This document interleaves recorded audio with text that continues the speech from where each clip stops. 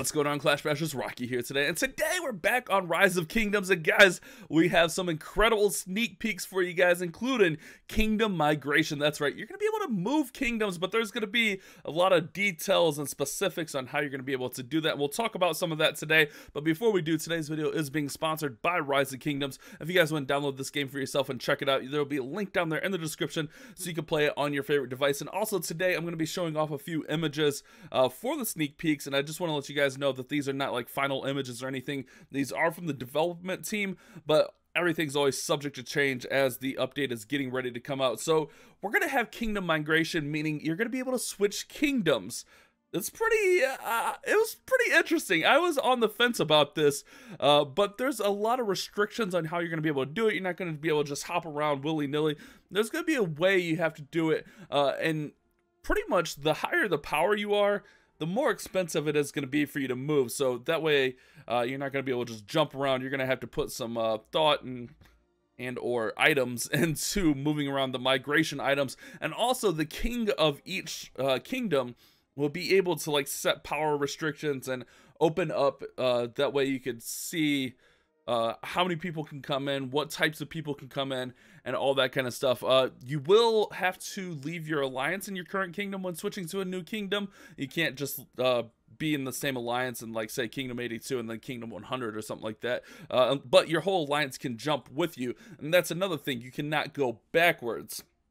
You can go forward to later kingdoms, but if you're in Kingdom 10, you can't go to like Kingdom 5. You have to go either to a later kingdom, you know, like 50, 60, 70, 80. I think this is going to be really interesting. This can bring some new, like some new battles, some new wars to the game. I mean, people could come in, you can have a whole alliance jump to a new kingdom and just start some controversy, which, I mean, that could be fun. I mean, it is a war game after all, where you can get in there and fight and have some battling, all that kind of stuff. And also, there will be a 30-day cooldown in between migrations.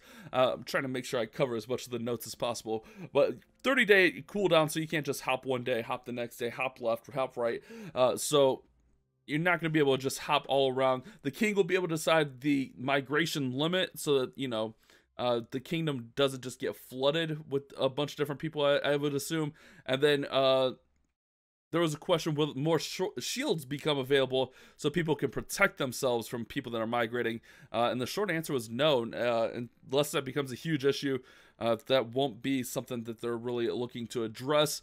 So kingdom migration coming, what do you guys think about this? Do you think it's good for the game? Do you think it's bad for the game?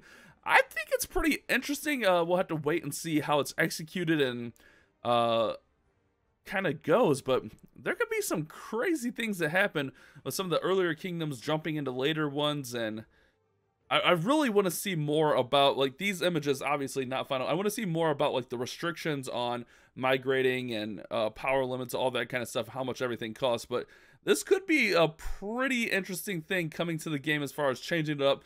People changing kingdoms, going in. Maybe you're just not happy with your kingdom. Maybe you have a peaceful kingdom and you want to go to a more warring kingdom, or maybe you have a war kingdom and you want to go to a more peaceful kingdom. You can get what you want, so it fits your playstyle a little bit more, which that could be really cool. We're also getting a few other features, guys. We're also going to get multiple units selected, unrestricted troop movement, which I'm really pumped about this one. So this way you don't have to like select each one of your commanders individually and send them all. You can select multiple at a time, send them to the same target, whether you're doing barbs or maybe you're out doing Mightiest Governor in the kill event and you want to send 3 marches to that target. You can do that a lot easier now. You'll also be able to move around like you do in the expeditions, where you're able to kind of just drag and drop. So right now in the game, if we kind of look, you know, say I want to go attack these barbs, I got to manually go in here, select some troops. We'll just throw these guys at them, and I can't do anything. And then if I want to send another one, I got to do that. And then, you know, but with the next one, we're going to be able to multiple select. You kind of see the check marks there. And then if after they beat these barbarians, I want them to go over and attack these ones, we could just send them all over there at the same time. Or we could even drag them over like in expeditions, which I'm really pumped up about. I feel like the movement is something that's needed a revamp in Rise of Kingdoms for quite a while. So I'm really excited that they're actually doing this. You could also drag and drop them. Like say I wanted those guys to go over to this resource plot, I could drag them over to that resource plot, which will be nice. So like, for instance, you know, let's just go to an early expedition so that it's not too bad.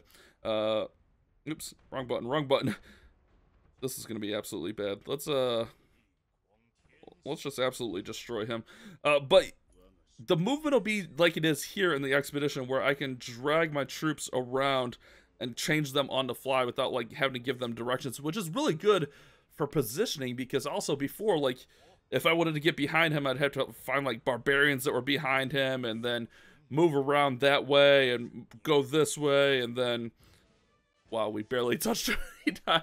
But the unrestricted movement is going to be huge coming to the game. I think this one is something that was long overdue, and I'm pumped to finally see it coming to the game. So there's just some more example pictures there, and this will be implemented across the entire kingdom, meaning just out in the regular kingdom, out in the regular field, the Ark of Osiris event, and all that kind of stuff as well. So it'll be able to be used all around, which I think is really good, because like, imagine if you didn't have that in Ark or something like that. That would be kind of annoying. But I'm pretty pumped up about this update so far. Lots of great things coming.